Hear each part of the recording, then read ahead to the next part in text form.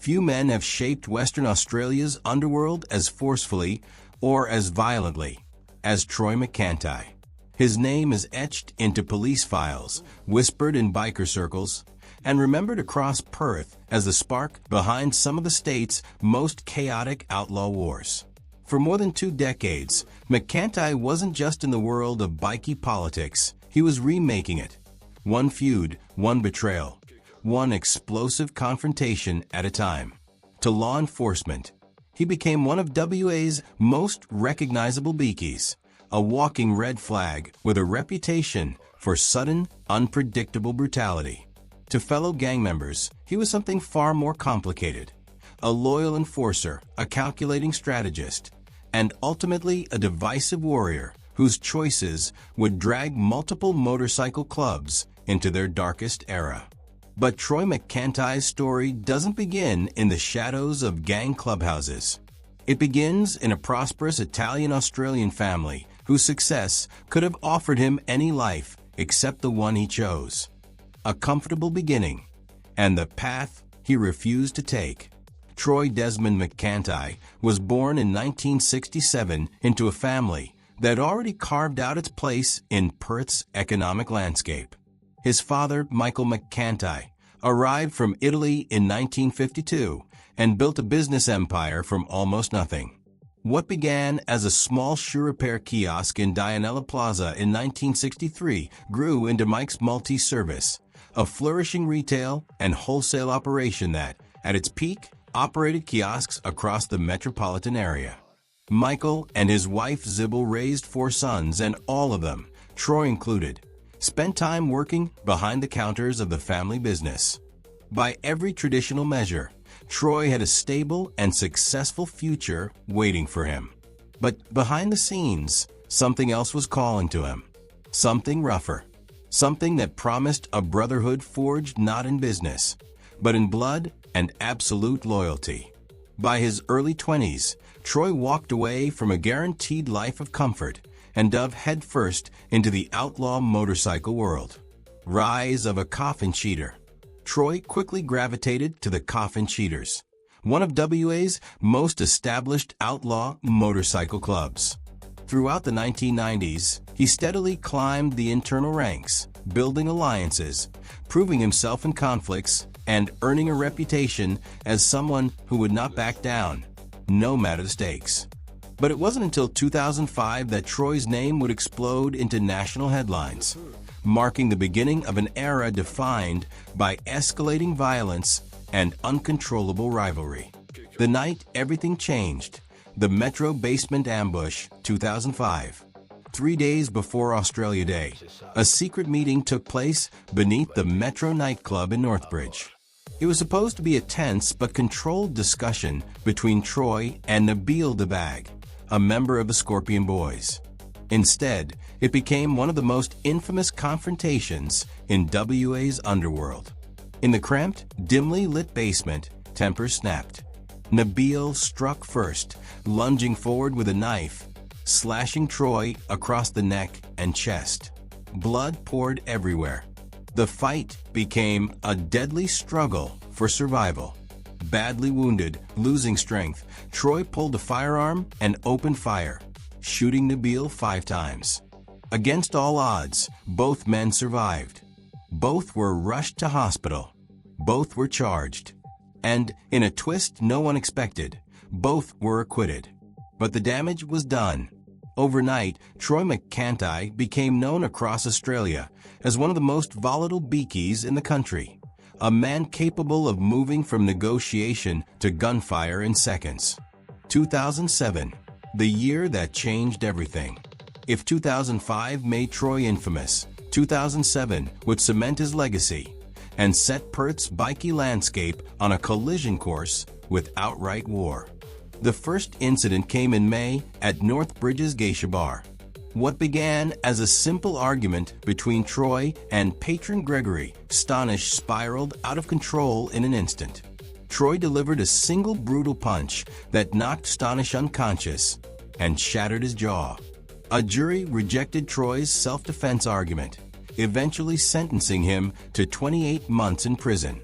But before that conviction landed, another incident, far more explosive and far more consequential, took place.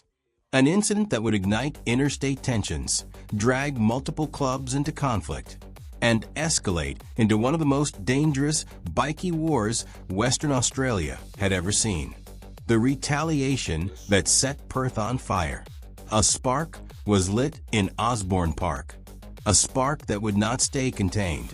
Police officers arrived to a scene that looked more like a battlefield than a quiet suburban street. Senior Comanchero member Steve "Shorty" Milinkovsky was staggering, drenched in blood, his nose shattered, his face torn apart after a brutal attack, an attack carried out by Troy McCanti and an associate, according to investigators. But in the world of outlaw motorcycle clubs, violence is only half the story. The real story is the silence. The Comancheros, bound by an internal code older than any modern gang law, refused to name the men responsible. Not a single word, not a single clue. But they didn't need to identify anyone. Their answer would come through fire. And that's when Western Australia woke up to the opening shots of a war. Less than 2 weeks after Milinkovsky's beating, rage exploded in the darkness. The Coffin Cheaters' Bayswater clubhouse went up in a roaring inferno. A firebomb ripped through the structure, while fuel-soaked secondary buildings were lit ablaze and left to burn uncontrolled. Up to a dozen motorcycles, a small fortune's worth of custom machines, were reduced to twisted metal. Damage soared past $500,000. To the Coffin Cheaters, it was a stunning, calculated strike. To Troy's inner circle, it was unmistakable. The war had begun, and they weren't waiting long to answer. Only hours after the Coffin Cheaters watched their headquarters burn, a fish and chip shop in Yokine, owned by Milinkovsky's brother, was torched to the ground. Flames lit up the sky like a warning flare. The message was clear: hit us, and we will hit back harder. But this was only the beginning. The violence was about to stretch across state lines and spiral completely out of control. A peace meeting turns into a bullet storm in Sydney. 3 weeks later, Sydney became the next battlefield. A secret meeting, meant to calm tensions, was arranged between the Comancheros and Troy's allies within the Finks. A final attempt to prevent an all-out interstate war. It lasted seconds. The moment the two sides came face to face, chaos erupted. Gunfire cracked through the air. Shouts turned to screams. Comanchero boss Mick Howie fled the scene, while bullets ricocheted through the room. The peace meeting had turned into a miniature war zone. And with that, every faint hope of reconciliation burned to ash. Both sides were locked in deeper than ever, and Western Australia was about to pay the price. The Sword Boys step in and reveal the truth. By early 2008, the conflict was becoming so unstable, so unpredictable, that an unlikely mediator stepped forward: the Perth-based Sword Boys street gang. Their intervention forced the Coffin Cheaters and Comancheros into the same room for the first time since the violence began. And what the Coffin Cheaters learned shattered them. For the first time, they discovered the unthinkable. Troy McCanti had been secretly dealing with a rival. In biker culture, this is not just betrayal. It's sacrilege. A violation so severe it tears clubs apart permanently. And the Coffin Cheaters responded with a punishment reserved for only the most unforgivable offenders. The ambush at the goat farm, Troy's fall from grace. February 2008. Troy receives a text message inviting him to a goat farm near Moore River. A celebration, they said, his 10-year anniversary with the Coffin Cheaters. It was a lie. The moment Troy arrived, the trap snapped shut. Several Coffin Cheaters ambushed him. He was beaten, stripped of every patch, every symbol, every ounce of identity that linked him to the club. It was humiliation. It was punishment. It was exile. And for a man like Troy McCanti, it was an act of war. Troy joins the Finks, and the fire spreads. What the Coffin Cheaters feared most came true. Within months of his expulsion, Troy aligned himself with their worst rivals, the Finks, and helped establish the Finks' new Perth chapter, bringing loyal soldiers, operational knowledge, and vengeance. The rupture grew even deeper when his partner, Tammy Kingdom, stole $54,000 from trust funds intended for the children of 2 deceased Coffin cheaters. That money, sacred money, was used to buy land in Bullsbrook that became the Finks' new stronghold. Kingdom was eventually charged, but the damage was already done. Troy's break wasn't just political, it was personal. Summoned before the Australian Crime Commission, Troy refused to answer a single question, adding another 12 months to his jail sentence, on top of his assault conviction from the Geisha Bar attack. But even behind bars, his influence refused to die. The war erupts at Motorplex, a public bloodbath. By late 2009, the conflict simmered but never faded. Then, in October 2010, everything exploded. At the Kwinana Motorplex, during a family-friendly motorcycle drag racing event, Coffin cheaters and Finks crossed paths. It began with something small, an insult, a spit, a glare. But in the gang world, the smallest spark can ignite a firestorm. Within seconds, the area transformed into a violent battleground as fists, knives, and eventually guns tore through the crowd.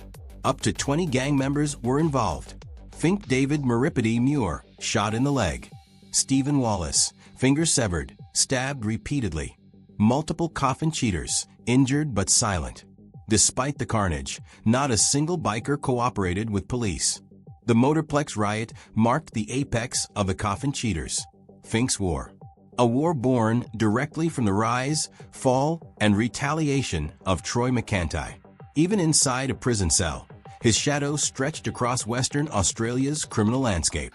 And long after the smoke cleared, the question remained: was Troy McCanti the mastermind of a new era, or the architect of Western Australia's darkest biker war?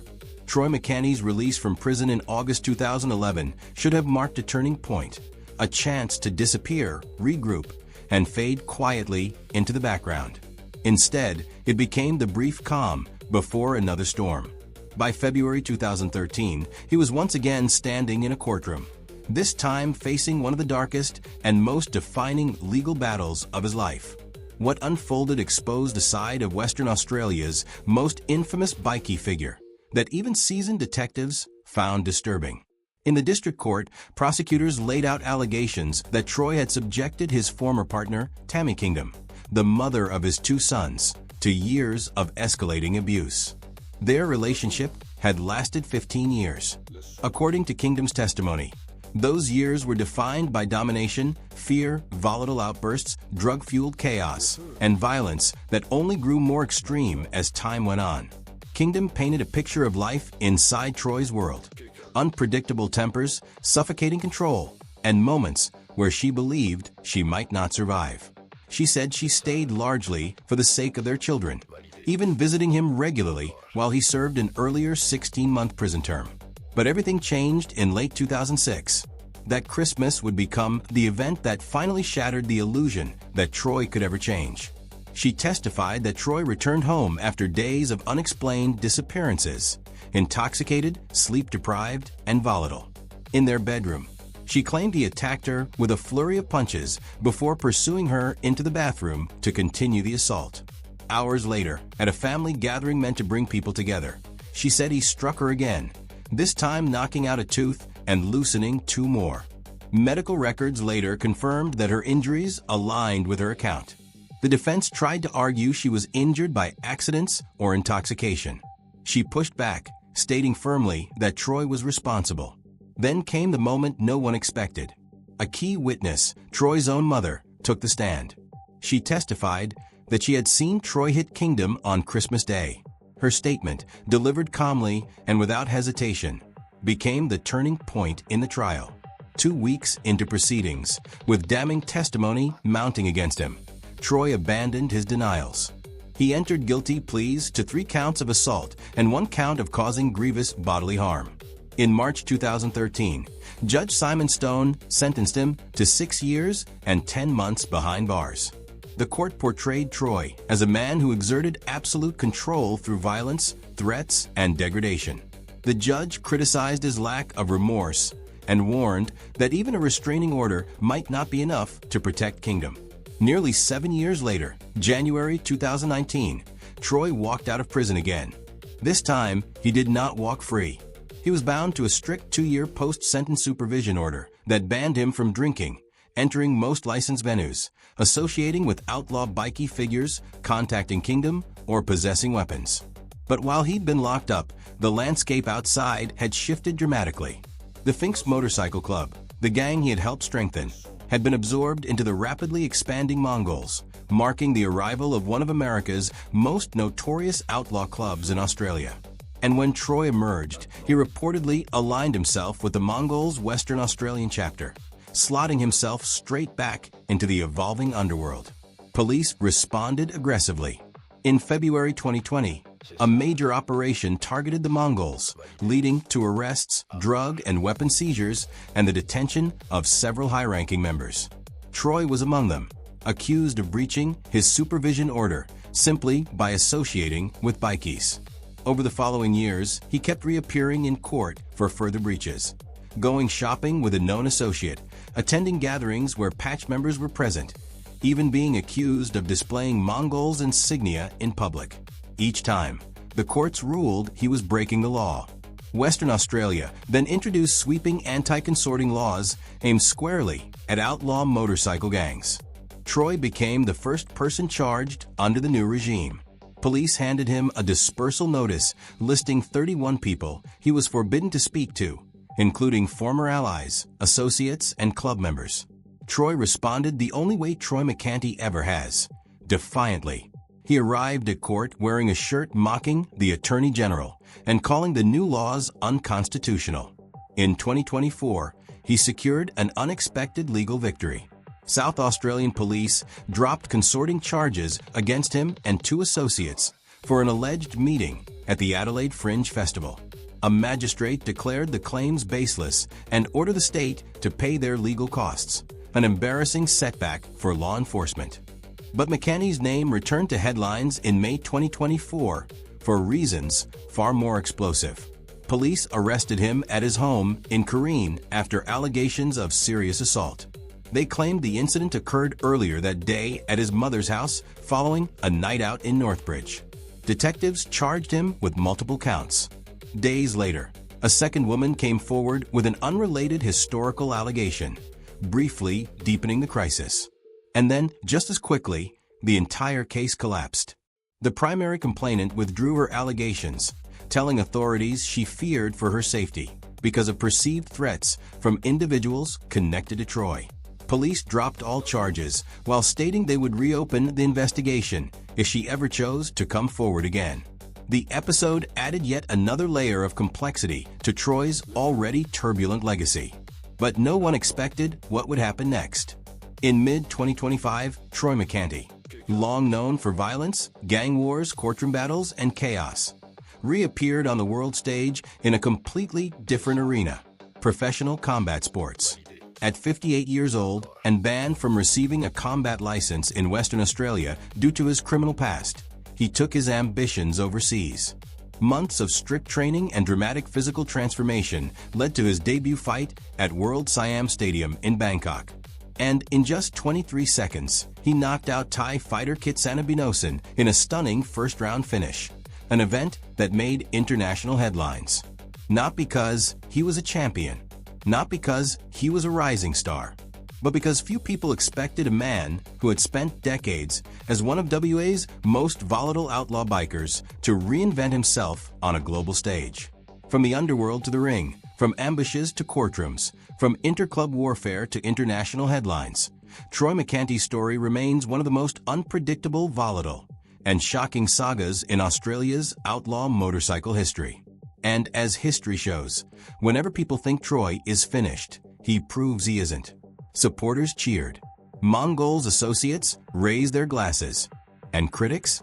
They shook their heads, insisting Troy McCanti wasn't reinventing himself at all, just using another high-profile moment to polish a reputation built on controversy, chaos, and calculated public appearances.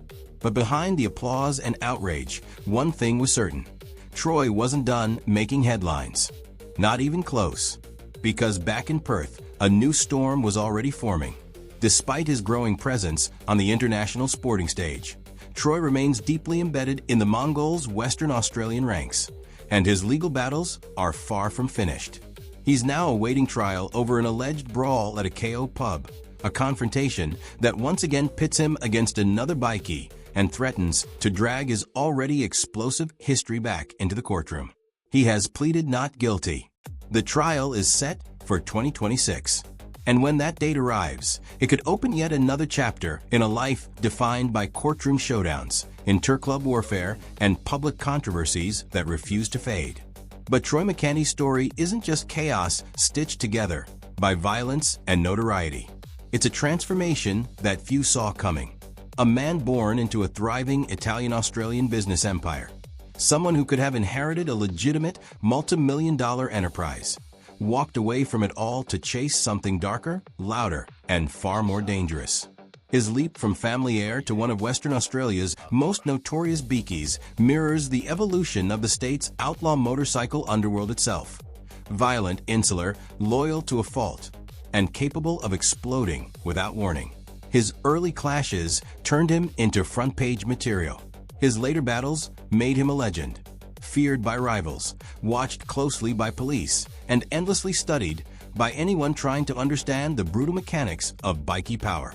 And now, decades after he first stepped into the world of patch-wearing loyalty and underground warfare, Troy stands as a reminder of just how thin the line can be between brotherhood and betrayal, power and destruction, loyalty and absolute chaos. It's a line Troy crossed long ago, and from the looks of it, he has no intention of ever walking back. The concept of the outlaw is an old one, dating back to medieval England. Those who failed to adhere to the system, be it courts or the local lord, would be declared outside the protection of the law. Their civil rights were rescinded. Anyone could capture or even kill the outlaw and expect no penalty. It was a judicial mechanism for a decentralized world. The concept has long since been abolished as a punitive legal measure, but it thrives in the folklore of the United States.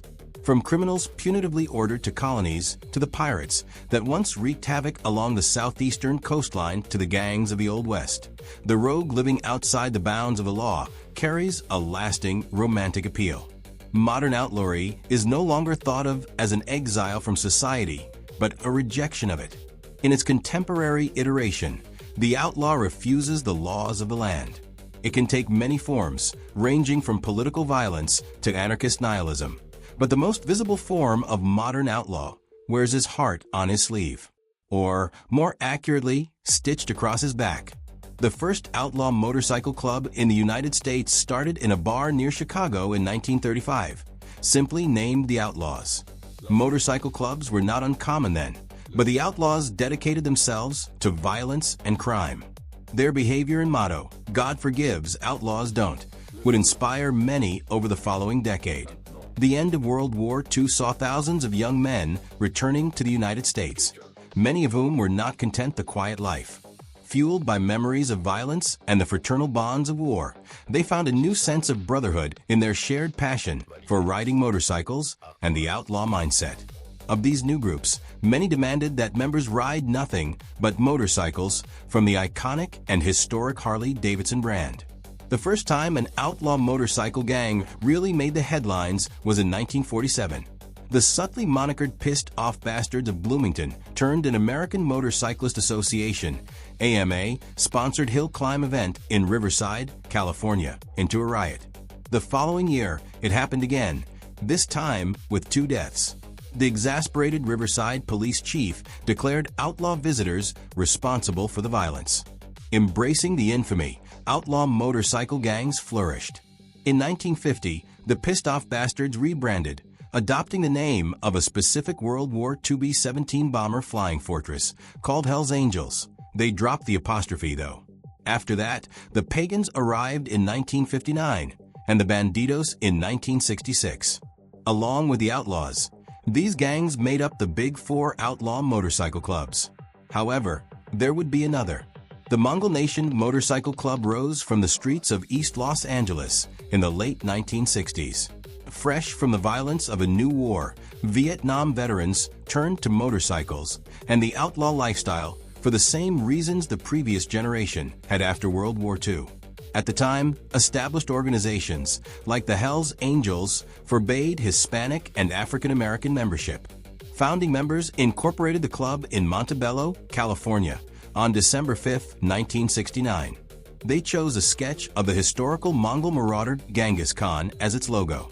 Among the inaugural members, the Mongols' first sergeant-at-arms, Alfonso Big Al Aceves, represented the sort of young men who would become attracted to the club. Aceves had come from an abusive home, and his world only got darker as he served 2 tours in Vietnam as a member of the 101st Airborne Division. Addicted to violence, the outlaw lifestyle appealed to him and others like him. Unlike some motorcycle clubs, which turned to crime to fund their lifestyle, the Mongols embraced criminality early. In 1974, the club voted to fully embrace the criminal lifestyle. The Mongols expanded rapidly in the early days, with chapters springing up around California and beyond. But a problem loomed. Outlaw biker gangs are fiercely territorial, and the biggest motorcycle club in California, the Hells Angels, had long since claimed the state for themselves. Friction was inevitable. In 1977, a brawl broke out at a swap meet in Anaheim, California. No one was killed, but the event marked the beginning of a lifelong antipathy between the groups. The core of the conflict centered around control over the methamphetamine trade. With income at stake and an established affinity for violence in both groups, lethality followed. On September 5, 1977, Mongol President Emerson Morris and member Raymond Smith were riding home from a bike run. Unbeknownst to the Mongols, an ambush waited. A group of Hells Angels gunned down the Mongols, killing both men. While the bodies awaited burial, someone delivered a bouquet of red and white, Hells Angels colors, flowers to the Conrad mortuary, where they lay. Shortly after, a car bomb exploded, wounding 2 more Mongols. Mongols sought revenge. A spate of killings ensued as a deadly tug-of-war for control of California's drug trade played out in the headlines. Angels shot Mongols. Mongols bombed Angels. Mongols who murdered Hells Angels earned the honor of having the club's motto, "Respect few, fear none," tattooed on their bodies. The war eventually subsided, albeit temporarily, with a truce. Under the terms, the Mongols retained the right to wear the California rocker, but were forbidden from expanding into Northern California, which would be Hells Angels territory. It was a significant victory for the upstart club, which soon turned to expanding its operations even further. Suddenly unencumbered by the war with the Hells Angels, the Mongols began to expand. New chapters opened across state lines as the Mongols spread across the Southwest. The club recruited members from amongst those cast out by other clubs, active gang members, and inmates recently released from prison.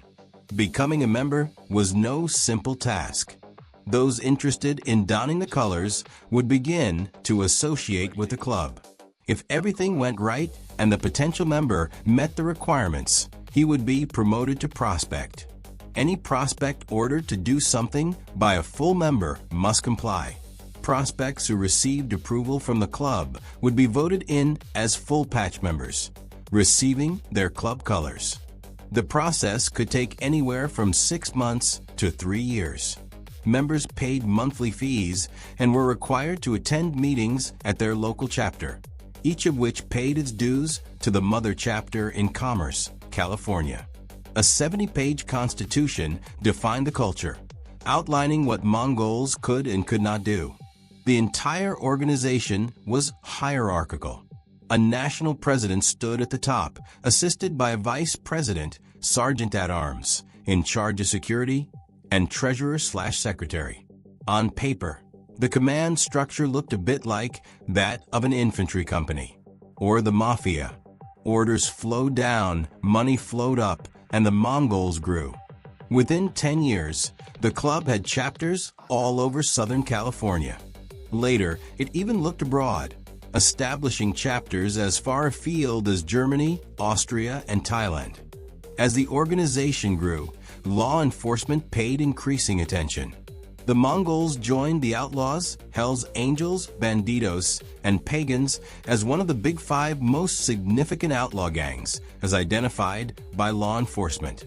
However, law enforcement was hardly the Mongols' only problem. Violence was never out of the question in a world of shifting alliances. Aligning themselves with the Mexican Mafia Sereno coalition, in addition to the Bandidos, Outlaws, Sons of Silence, and Pagans motorcycle clubs, disagreements over money and territory could turn violent, as it did with the Mexican Mafia. However, the Hells Angels and its allies would always remain enemies. The early bad blood never faded. In 2002, it exploded in a fatal brawl at a casino known as Harrah's. Over 80,000 people flooded the Laughlin River, Nevada, for a motorcycle run. The expected hijinks ensued. Drinking, partying, and loud motorcycles abounded, and members of multiple motorcycle gangs attended. The trouble started in the wee hours of the morning, when a group of Hells Angels confronted members of the Mongols gambling at Harrah's Hotel and Casino. Lasting hatred combined with the tension of turf wars burst into violence. Hotel surveillance video recorded a melee during which dozens of bikers fought with guns, knives, wrenches, and fists. 3 people died in the fracas as civilians scrambled for safety. The highly publicized battle garnered worldwide attention, but it was no surprise to law enforcement. In fact, unbeknownst to the Mongols, a federal agent was in their midst. In October 2008, federal agencies arrested nearly 80 Mongol members in culmination of a years-long sweeping investigation.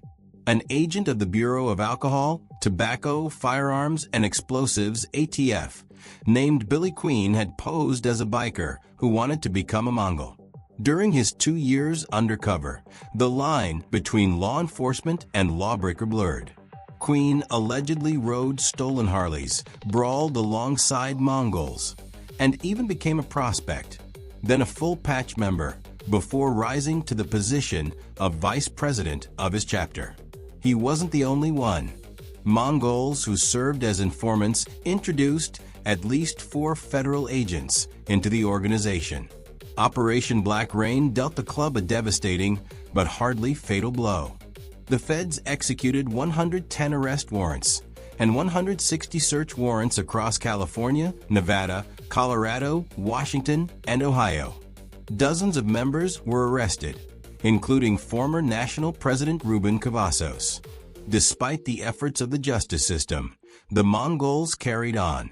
Some even embraced the celebrity the case brought, offering to serve as extras or consultants on the film option from Queen's book. The government shifted tack, focusing on copyright rather than criminality. Symbols are an integral part of biker gang culture.